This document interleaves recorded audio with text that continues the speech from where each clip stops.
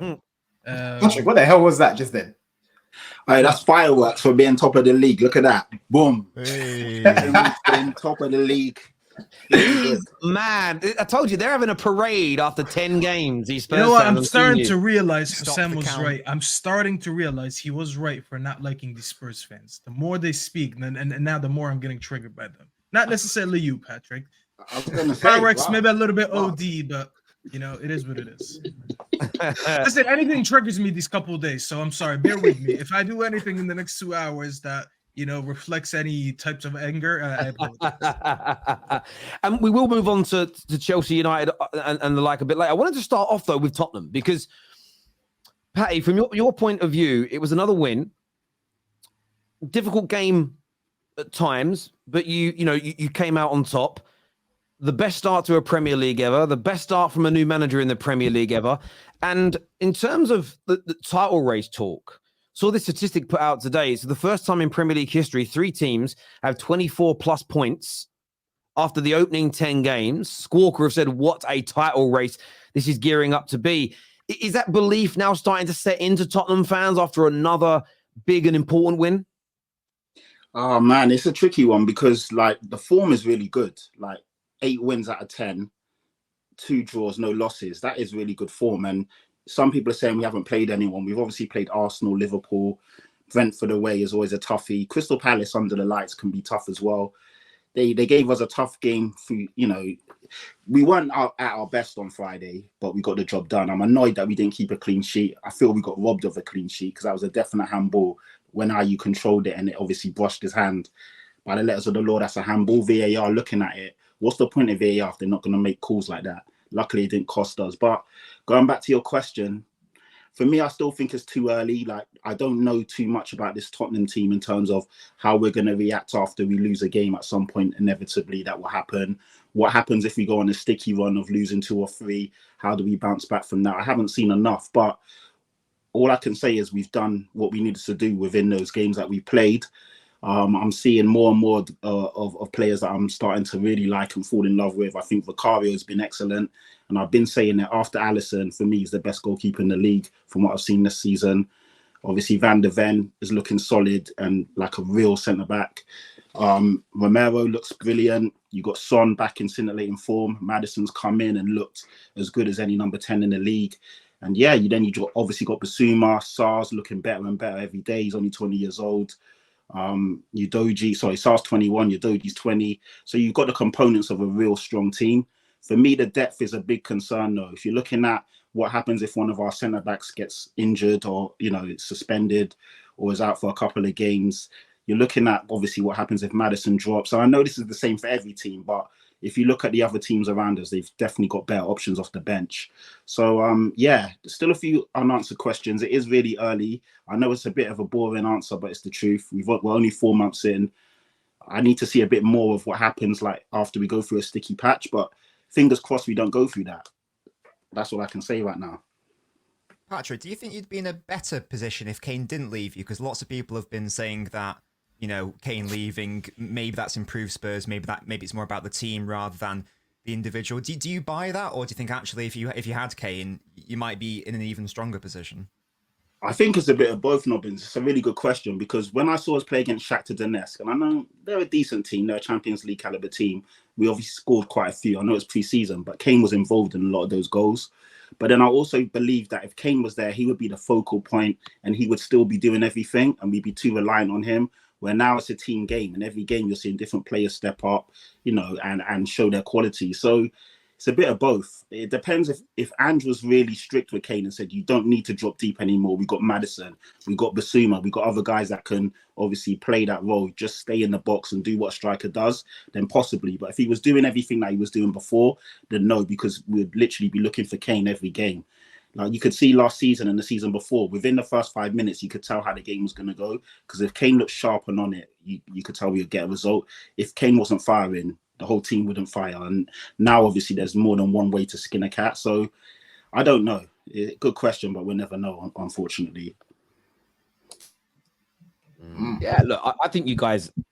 I understand the title race talk for some people is a bit too premature, but there are a percentage of Spurs fans who they really want the kind of validation from rivals. They want to be bigged up. They want to be told, you know, how great they are. And look, it's been a phenomenal start, and give yourself a foundation now to put yourselves into the title race. 26 points is a brilliant start to the season. This notion you've played nobody, I think, is unfair. You have played Man United, you've played Liverpool, you've played Arsenal. So out your 10 games, those three, you've gone away to Brentford, which can be a difficult place, away to Palace, which can be a difficult place for a lot of teams. So I don't buy into this notion that Spurs have played nobody at this point.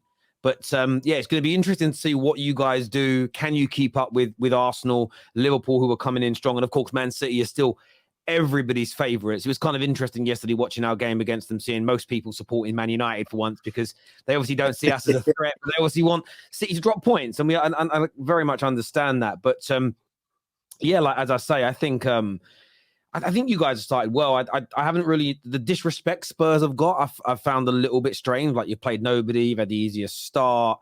It's a flash in the pan.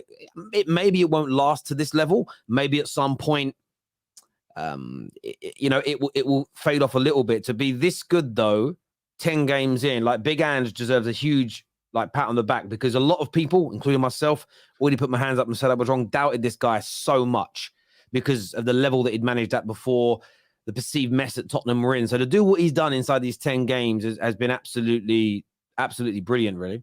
Listen, Terry, I was like you. You saw me on here come out, said it on Last Word on Spurs. I didn't believe in Ange at all. And I'm not going to sit here and now pretend I did because we're doing well. I couldn't see it. I looked at his Champions League run when he was with Celtic, and every time they come up against a bigger team, he didn't really have the answers and he got found out. And yes, he had done really well in different leagues, but obviously the Premier League is a different beast. But credit to him, man. He's come in and just really hit the ground running, and the players believe in him. The players are playing for him.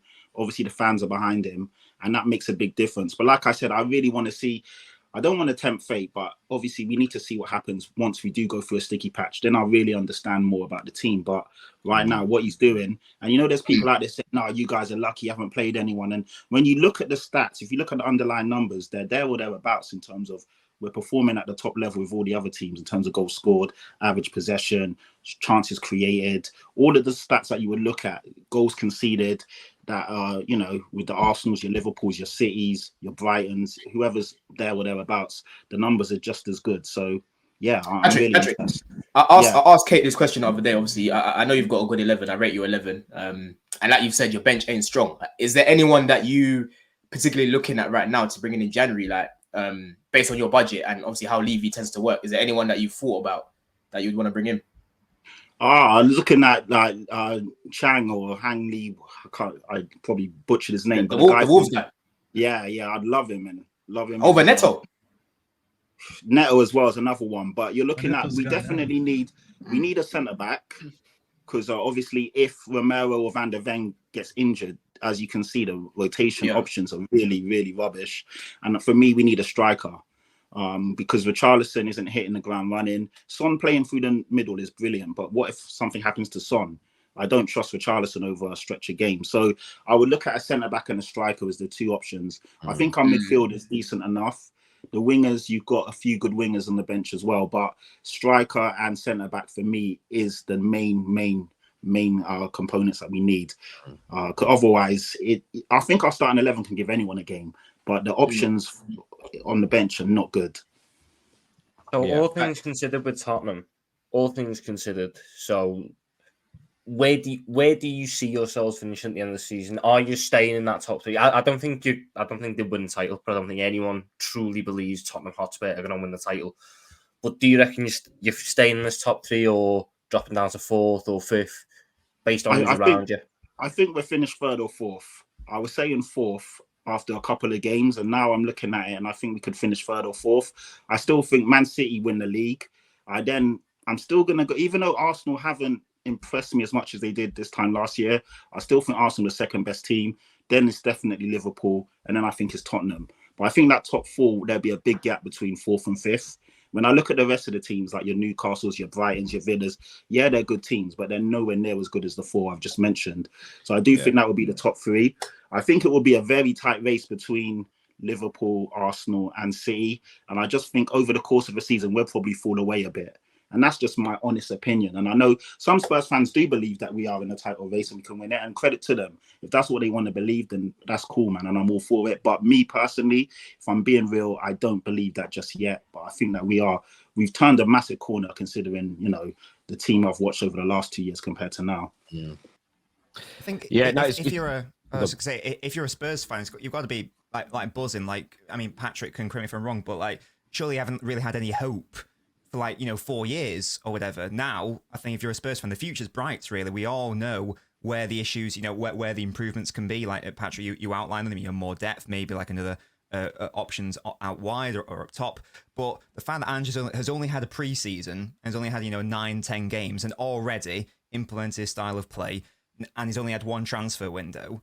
Like, this time next season or the season after, with, again, keep hold of the core players in the squad and a couple more additions, as I say, the future's bright for Spurs. Whether they will go on to challenge is another question, but it's just after the dross of Mourinho and Conte, it's just a fantastic time to be a Spurs fan, I think. Yeah, definitely. I'm enjoying watching the games again. I'm going to the games excited. When I tune in, I'm excited. Even though like against Palace, it wasn't a great game. If that was the first time you're watching Spurs, you may have been like, oh, what's all the fuss? But you could still see the performances. You could still see how good Mickey van der Ven was, how good Romero was. Do you know what, though, Patty? Sorry to interject on that, but see, that's just normal. If you go back to just even last season when City did a treble, they didn't win all their games in scintillating style. Every single team will have, it just included in the league, the invincible season, United's treble winning season. You're going to have between 5 to 10 wins that are like that. It's just it's only in the social media era where we over scrutinize and over analyze. We sort of attack teams because of recency bias, really, for not being brilliant in every single match they play in. It's so atypical for that to be the case, especially in the Premier League, which is the hardest and most difficult league that there is. The bottom teams, we know it happens every year, the bottom 4 or 5 teams will always get a scalp of a number of big teams over the course of the season, far more than you see in the other top leagues around Europe. So I think Spurs have started phenomenally well. Their fans should be very, very proud of that start indeed.